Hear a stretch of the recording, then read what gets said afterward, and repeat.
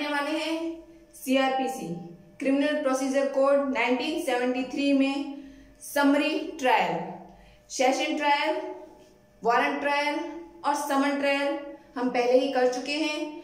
आज इसका next part है और वो है जो हमारा लास्ट ट्रायल यानी कि समरी ट्रायल। तो समरी ट्रायल में सेक्शन 260 से 265 के बीच में बताया गया है। समरी ट्रायल को चैप्टर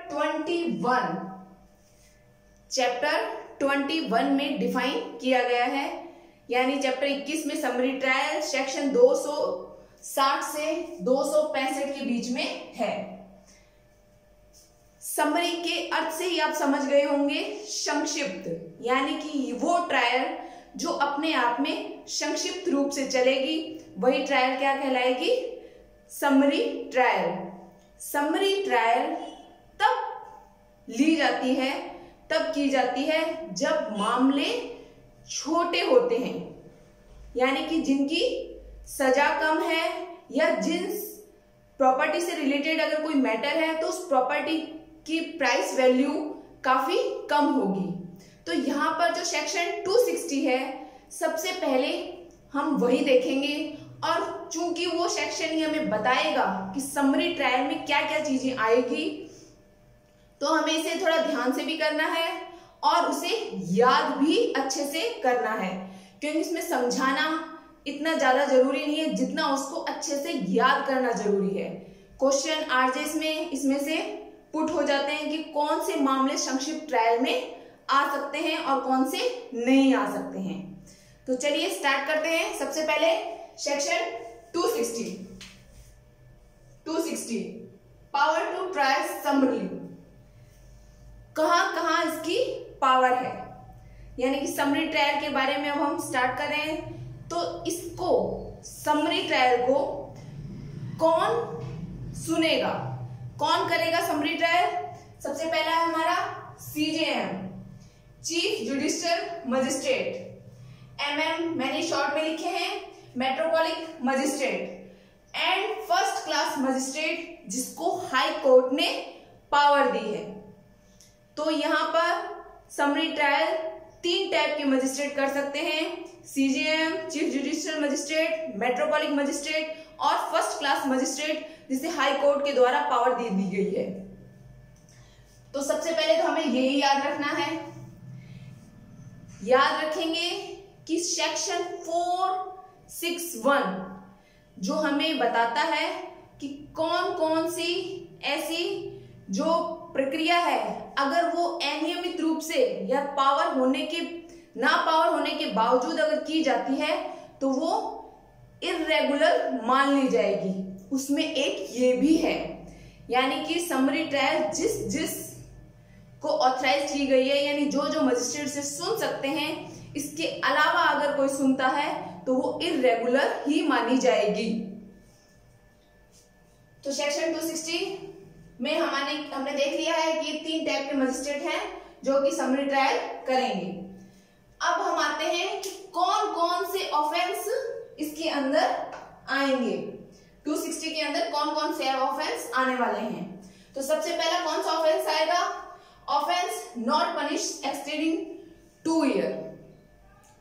कोई भी ऐसा अपराध जो मृत्युदंड, आजीवन कारावास या 2 साल से ऊपर का ना हो, यानी कि 2 साल से कम के जो मामले हैं जिसमें सजा 2 साल से कम की है, वो मामले समरी ट्रायल में आएंगे।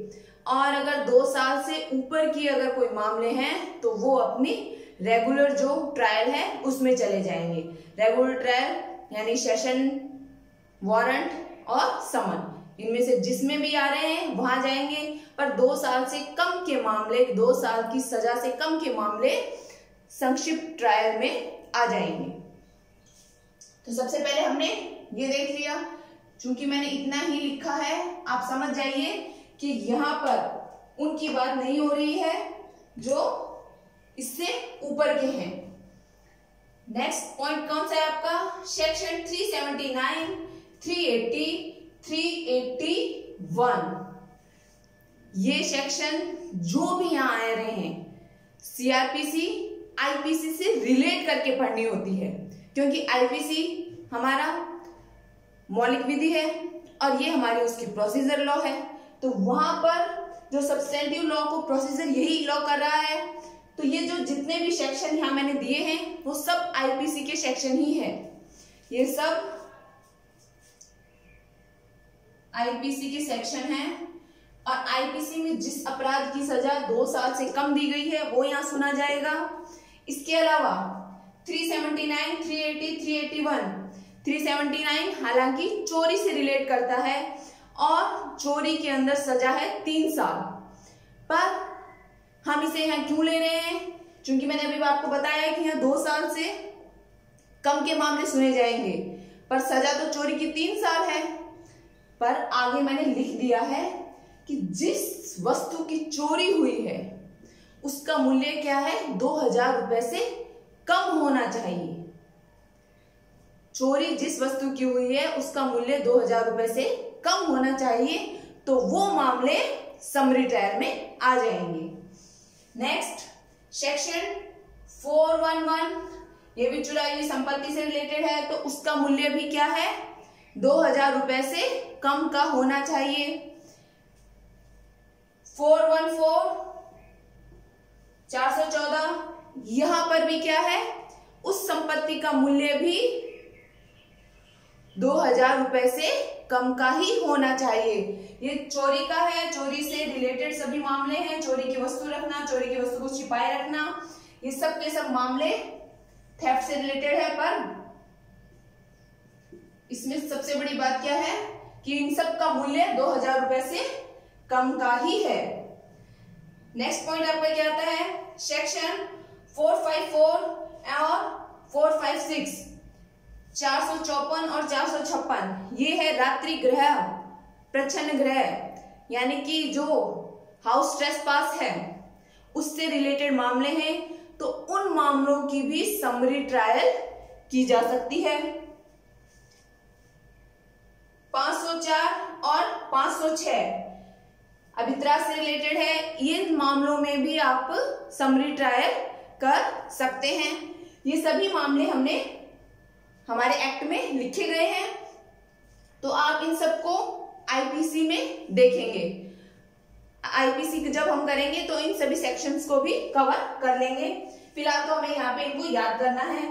इसके अलावा जब अब हम ये सेक्शन कर चुके हैं, अब नेक्स्ट जो पॉइंट आता है 7 नंबर, अबेटमेंट। और अबेटमेंट किन का, ये जितने मामले हमने ऊपर पढ़े हैं इन सब का अगर कोई दुष्प्रेरण करता है, उकसाता है, भड़काता है, दुष्प्रेरण करता है, तो उसकी भी क्या होगी, समरी ट्रायल चलेगी। यानी मैं किसी को चोरी के लिए भड़काती हूँ कि जाओ जाओ ये चोरी कर लाओ, तो यहाँ मुझ पर भी, क्योंकि उकसाया मैंने है किसी व्यक्ति को, तो मुझ पर भी समरी ट्रायल ही चलेगी। अबेटमेंट और अटेम्प्ट। 8th पॉइंट क्या है आपका, अटेम्प्ट, एक्ट करना और उसका अटेम्प्ट करना दोनों ही क्राइम है। आईपीसी में ये दोनों ही क्राइम है। तो यहाँ अभी एक्ट की बात चल रही थी, फिर हमने दुष्प्रेरण पढ़ा, अब है अटेम्प्ट, यानी कि इनमें से किसी क्राइम को करने का अगर आपने प्रयास भी किया है, प्रयत्न भी किया है, तो भी समरी ट्रायल होगी, उसकी समरी ट्रायल की जा सकती है। और अब लास्ट एंड नेक्स्ट पॉइंट है आपका 9th, कैटल ट्रेसपास एक्ट है 1871 का। उसमें सेक्शन 20 के अंतर्गत अगर कोई अपराध होता है तो उस अपराध का भी समरी ट्रायल की जा सकती है। अगर न्यायालय को लगता है कि मामला ऐसा है कि इसकी समरी ट्रायल ना करके रेगुलर ट्रायल होनी जरूरी है, तो वो पुनः दोबारा से साक्षियों को बुलाकर और उसे रेगुलर ट्रायल में भेज सकता है। तो ये अभी हमने सिर्फ एक 260 पढ़ा है, अभी 265 तक हमें इसे कवर करना है। तो आप इसको अच्छे से नोट डाउन कीजिए और कुल मिला के बात ये है कि इसके रट्टे ही मार लीजिए।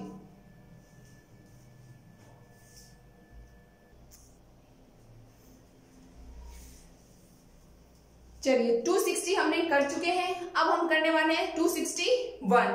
तो 261 हमें क्या बताता है? Summary trial by magistrate of second class.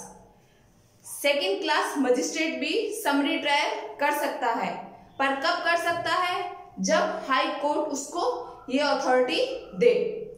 Summary trial second class magistrate high court की अथॉरिटी से कर सकता है और उन्हीं मामलों में करेगा जिन मामलों में जुर्माना या 6 माह से कम की सजा हो। यानी कि केवल जुर्माने से, या तो वो फाइन से, या 6 मंथ से कम, 6 माह से अनधिक की सजा के अगर कोई मामले हैं तो उन मामलों में सेकंड क्लास मजिस्ट्रेट भी है, वो समरी ट्रायल कर सकता है। सेक्शन 261। सेक्शन 262 क्या कह रहा है? प्रोसीजर। अब समरी ट्रायल मामले आ गए हैं, अब हम इसकी प्रोसीजर देखेंगे। तो समरी ट्रायल की प्रोसीजर भी वैसे ही चलेगी जैसे कि सम्मन मामलों की चलती है। और सम्मन मामलों की प्रोसीजर कैसे चलती है ये आप मेरे लास्ट वीडियोस में जाकर देख सकते हैं, क्योंकि हम वहां कर चुके हैं। और यहां पर भी वही प्रोसीजर है जो कि समन मैटर्स की है। समन ट्रायल है, वही यहां पर इसकी भी ट्रायल होगी। 262 हो गया है हमारा। अब आते हैं सेक्शन 263। तो यहां पर क्या है? रिकॉर्ड्स। समरी ट्रायल में रिकॉर्ड्स लिखने होते हैं, अभिलेख बनाने होते हैं। उसमें क्या क्या होगा? उस अभिलेख में जो लिखा जाएगा वो बहुत सारी चीजें हैं। मैटर्स कौन सा है, किसने परिवाद दायर किया, परिवाद दायर करने की तारीख, अगर उसने जिसने दायर किया है उसका पता, किसके खिलाफ ये दायर किया गया है यानी किसको अभियुक्त बनाया गया है, उस अभियुक्त का नाम, पता, कौन सा मामला है, किस तारीख पर आया है, ये सभी चीजें समरी ट्रायल में रिकॉर्ड में रखी जाती है। वो सभी चीजें अभिलेख में नोट डाउन कर दी जाती है कि कौन कौन सी है। मैं आपको रीड आउट कर देती हूँ कि मामले का क्रम कौन सा आएगा, अपराध किए जाने की तिथि, रिपोर्ट दायर करने की तिथि, तारीख, परिवादी का नाम, अभियुक्त का नाम, उसके पिता का नाम, उसका निवास स्थान, परिवादित अपराध यानी कि कौन सा अपराध किया है, साबित हुआ अपराध और अपराध कौन सा साबित हुआ है, धारा 260 के अंतर्गत वो मामलों का जो मूल्य है, संपत्ति का जो मूल्य है वो कितना था। क्योंकि अभी हमने देखा था 260 के अंदर जिस भी संपत्ति के खिलाफ अपराध किया गया है उस संपत्ति की कीमत 2000 रुपए से कम की होनी चाहिए। अगर 2000 रुपए से अधिक की है तो वहां समरी ट्रायल नहीं होगी। इसके अलावा निष्कर्ष, अभियुक्त का अभिभाग आ जाएगा उसका और उसकी परीक्षा आई जाएगी, फिर निष्कर्ष आ जाएगा, दंडादेश या अंतिम आदेश यानी कि जो दंडादेश दिया गया है या अंतिम आदेश दिया गया है उसकी डेट आ जाएगी और कार्यवाही किस दिन समाप्त की गई है वो भी यहाँ पे लिख लिया जाएगा। तो ये सभी चीजें रिकॉर्ड में रख ली जाती है। सेक्शन 263 हमारा रिकॉर्ड को बताता है। Section 264 judgment. यहां पर क्या होगा कि हाई कोर्ट ने मामला जब समरी ट्रायल के लिए डाला है तो यहाँ पर न्यायाधीश के द्वारा जो जो इसके लिए ऑथराइज्ड हैं वो निर्णय सुना देंगे, जजमेंट उनके द्वारा दे दिया जाएगा। Section 265 language of record and judgment. जो जजमेंट की और रिकॉर्ड की जो लैंग्वेज है वो कोर्ट की लैंग्वेज ही लिखी जाएगी। मामला कोर्ट में है, न्यायालय में चल रहा है, तो जो भी अभिलेख है, जो भी रिकॉर्ड, जो भी जजमेंट है, वो जो भी लिखे जाते हैं वो न्यायालय की भाषा में लिखे जाते हैं। हाई कोर्ट के द्वारा ऑथराइज्ड जज के द्वारा संक्षिप्त विचारण किया जाता है और वहां उसके द्वारा रिकॉर्ड और जजमेंट लिख दिया जाता है।